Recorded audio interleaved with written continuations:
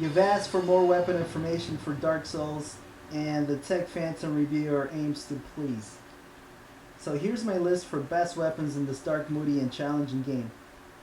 Before you lavish hate on me, just remember, take a deep breath.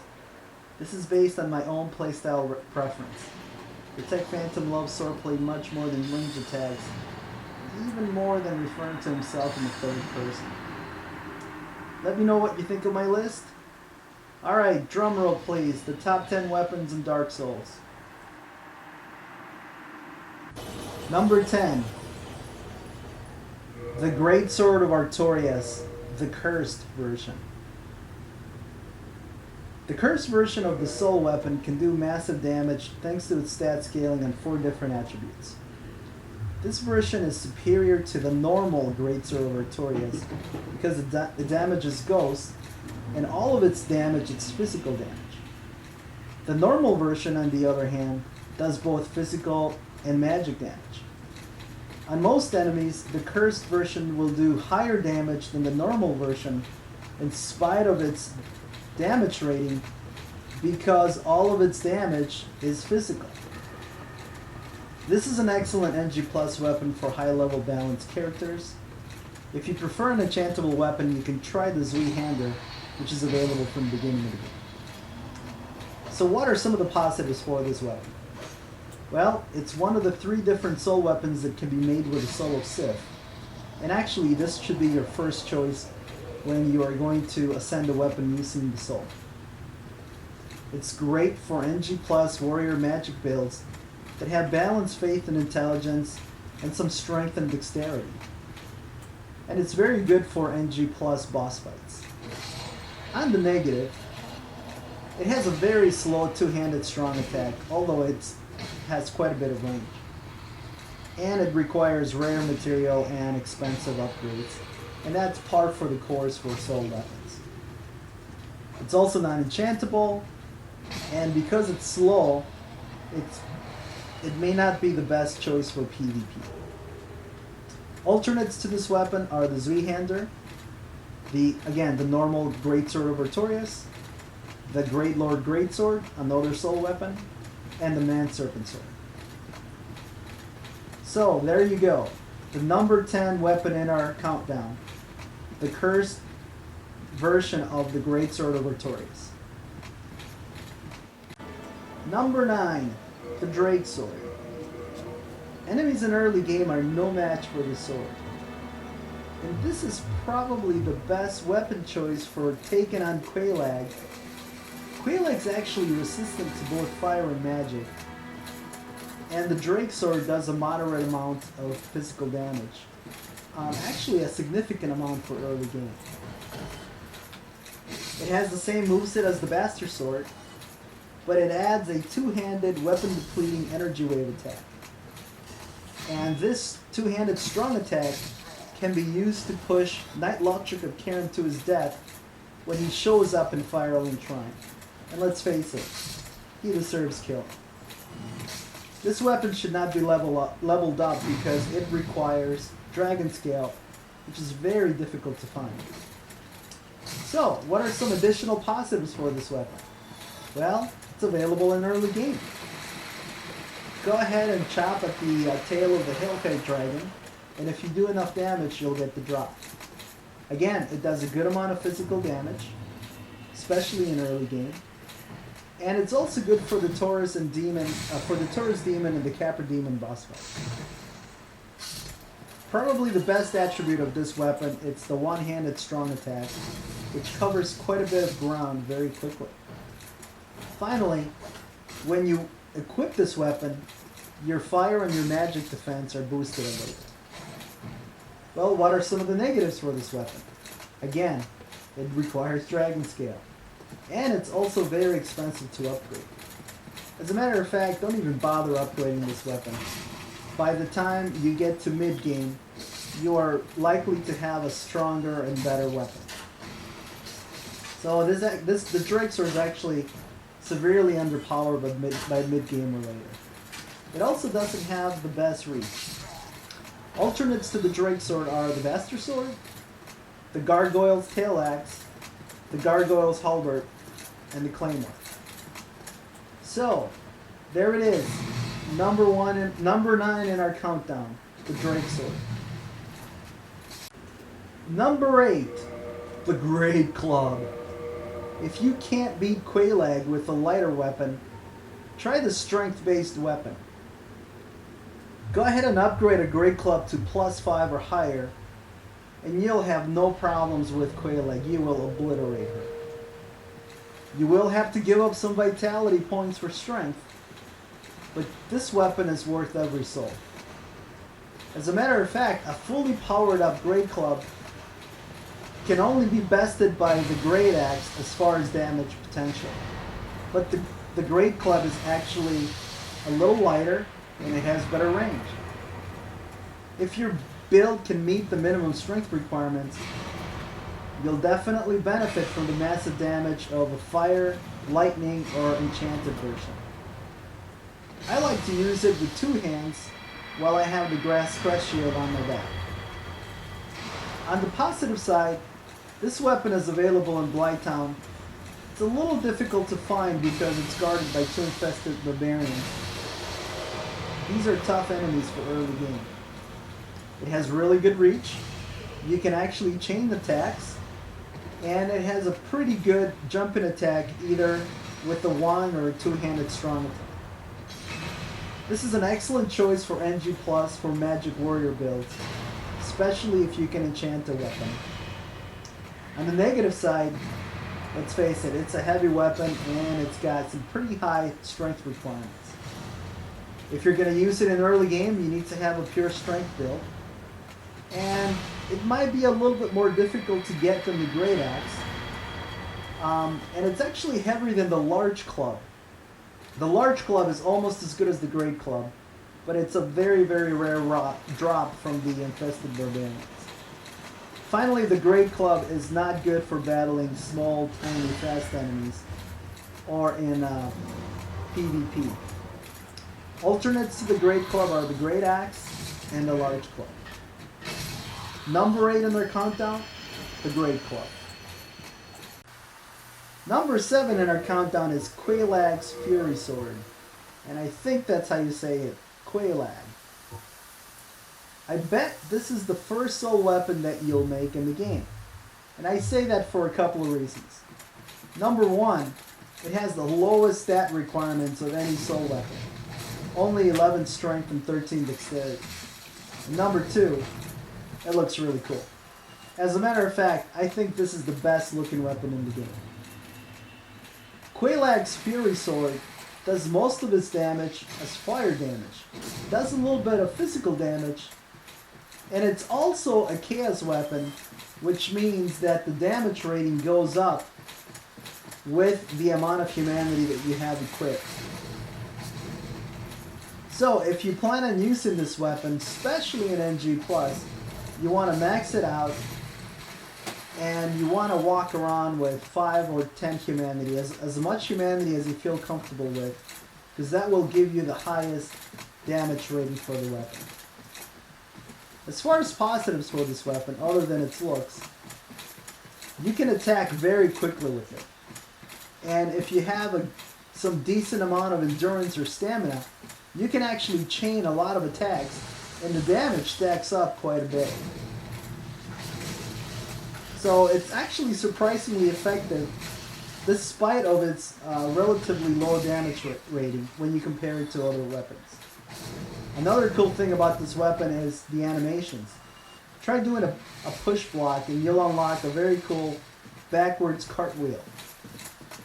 On the negative side, it is pretty expensive to upgrade. It will take you a little bit of time to get it up to its max rating. And again, it doesn't do a lot of physical damage. It does just a little bit of physical damage. So if you come across an enemy that has high fire damage, this is not really the best weapon for that kind of fight. And finally, as a chaos weapon, it requires that you carry humanity to add to its damage output. That is number 7 in our countdown, Quelaag's Fury Sword. Number 6 in our countdown is the Uchigatana. The Uchigatana allows for quick but deadly attacks because of its bleed effect. It also has high dexterity scaling, and it's relatively light, especially when you compare it to other swords that have about the same range. Speaking of range, this weapon has probably the best one-handed attack. It's fast and it covers a lot of ground. The two-handed attack also covers a good amount of ground, but it's a little bit slower. As a matter of fact, the entire moveset for the Uchigatana is outstanding. It probably has the best moveset in the game.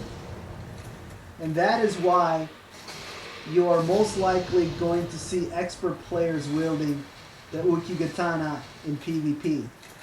So be very careful if you come across a two-handed Uchi player in PvP. It's very likely that he's an expert player.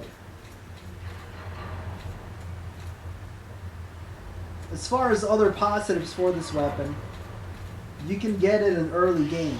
As a matter of fact, other than the Estoc, it's probably available quicker than any other weapon in the game. And that's because you can kill the undead male merchant to get it. Or, if you don't want to do that, you can unlock Shiva of the East and he'll sell it to you for 5,000 souls. The only negative that I can think of for this weapon is the fact that it's brittle. This is a great weapon for magic builds. It doesn't have very high stat requirements, and it's absolutely outstanding if it's enchanted because of the high intelligence scaling. Alternates to the Uchigatana are the Yato. I think that's how you say it. It has kind of a really cool one-handed running attack, but it doesn't have as much range as the Uchigatana. Another alternate would be a longsword, and finally the washing pole, which actually happens to be my favorite weapon in the game. The washing pole scales on strength and dexterity, but has a much longer range than the Uchigatana. Number 6 in our countdown, the Uchigatana. We have reached the halfway point on our list. Number 5 best weapon in Dark Souls is the Black Knight Sword. This might be a little bit controversial, but if you get lucky and you get the rare drop from the Undead Bird Black Knight in early game, you'll know exactly why this weapon is number 5 in my list. It can actually be upgraded with Twinkling Titanite to +4 or even +5 prior to the Anorlunda boss fight. It has moderate stat requirements, and when upgraded, it does a ton of damage. And all of its damage is physical damage, which means that it's a very flexible weapon and you can use it against just about any enemy. Other positives? It has a great running attack, so you can run into a crowd of enemies. And again, I hate to say it again, but it does a lot of physical damage. Negatives? Like I said earlier, it's a very rare drop in early game. You will get it in late game at the Kiln of the First Flame, or when you return to the Northern Undead Asylum, but by then the weapon's not as useful. It also has a very, very slow two-handed strong attack, and it can't be enchanted or buffed. Alternates to the Black Knight Sword are the Claymore, the Grey Lord Greatsword, and the cursed version of the Greatsword of Artorias. So there it is, number 5 in my countdown, the Black Knight Sword. Number 4 is the Estoc. I never used to like this weapon until I built a dexterity character. Then I picked up the Estoc, I upgraded it, and I absolutely fell in love with it. Once you get the hang of the swordplay, the gameplay is actually a lot of fun. And this is probably why you see so many PvP duelists with an Estoc. This weapon doesn't have very high stat requirements. It's also the very first weapon you can pick up in New Longer Runes other than your starting equipment. So it's available in very, very early game. The Estoc is my number 2 choice for magical weapon, for ascending to fire or lightning mode. Again, it has very high criticals, and it does a lot of damage on parries. And you can actually pair it with the Hornet Ring to boost the critical attacks, or you can pair it with the Leer Ring to boost counter attacks. So be careful out there if you see a PvP enemy that has the Estoc. It's very likely that he also has the Leer Ring or the Hornet. Other positives for the Estoc. This is an obvious choice for magic builds, but actually any build should have this weapon in their arsenal. And that's because it does allow you to attack from behind the shield. And there are plenty of occasions where that's useful. Negatives, it's not very useful for bosses, other than the end boss, which you can parry repeatedly. And actually, it's not very useful for large enemies because of the relatively low amount of normal damage that it does, and it's easy to block. So if you can't backstab an opponent, or if you can't parry him, the Estoc kind of loses a little bit of its value. Alternates to the Estoc are the Rapier, Ricard's Rapier, a Spear, a Wing Spear, a Pike, or the Bandit's Knife. So there you have it. Number 4 in my countdown, the Estoc. Alright, we have 3 weapons left in our countdown. And you really can't go wrong with any of these 3. Your ultimate preference is going to depend on your build and how you like to play. So with that said, I have the Gargoyle's Halberd as my number 3 weapon in Dark Souls. And I like to call this one the strongest pound-for-pound weapon in the game. It does an absolutely massive amount of damage. And the damage rating is extremely high. It's actually higher than some weapons that are much, much heavier than it. As a matter of fact, if you make a fire or a lightning Gargoyle's Halberd, you should have no problems finishing the game. On top of that, it has excellent range, and it decreases your toxin build rate, and it increases your poison resistance. It's a little bit of a rare drop in early game, but you will get it for sure when you reach Enter Lundil, especially after the 1.05 upgrade. But for whatever reason, if you don't happen to receive the drop, or if you want to get a comparable weapon earlier in the game, you can try the Lucerne or the Scythe halberds. What can I say about the Gargoyle's Halberd? It's the strongest pound-for-pound weapon in the game. It has very, very large strike zone and reach. It has the best running two-handed attack of any weapon in the game, especially for bosses. And the strong two-handed attack actually connects twice. Negatives? Well, really the only negative is that the moveset is a little bit awkward.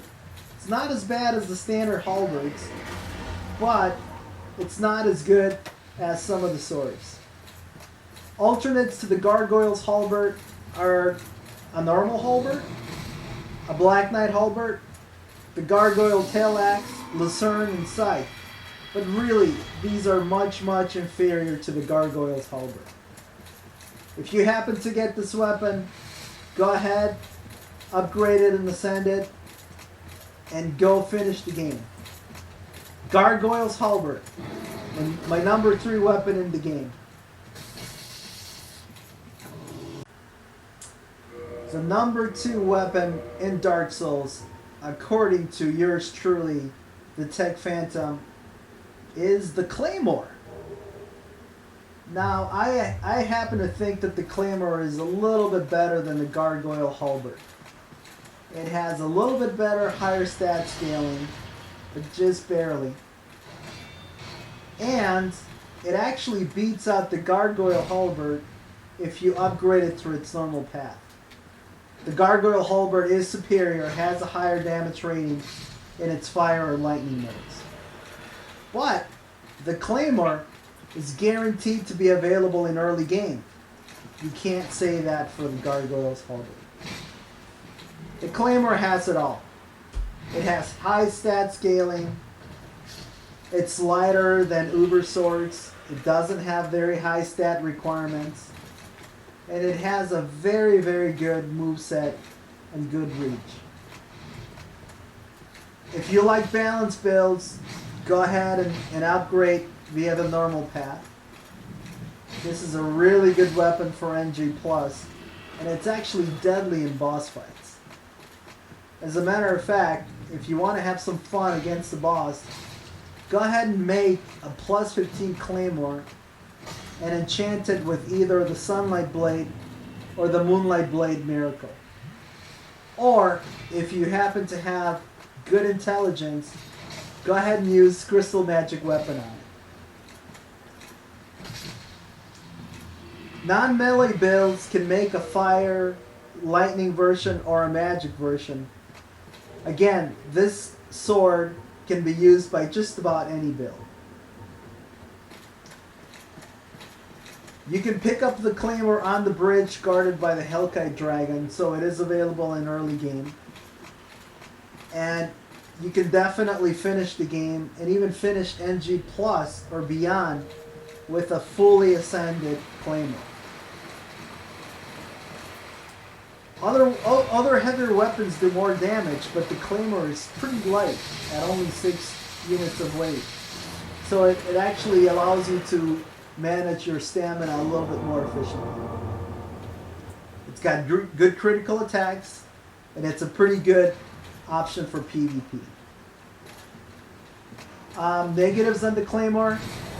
Well, it's only available once per playthrough, so choose wisely as far as the upgrade plan.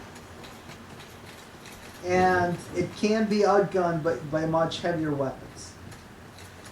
Alternates to the Claymore are the Bastard Sword, which is actually a very, very good alternate other than its moveset and a little bit inferior reach. The Great Lord Greatsword and the Drake Sword.